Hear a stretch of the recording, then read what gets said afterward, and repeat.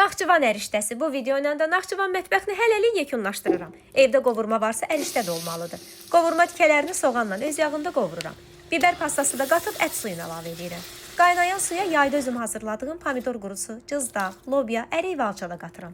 Naxçıvan ərişdəsi əvəli və ələyisiz olmaz. Fəslində qışa tədarük edilən bu otlar əslində müalicəvi əhəmiyyətə malikdir. Ərişdədəki xəmirin verdiyi ağırlığı aradan götürür, həzmi gücləndirir.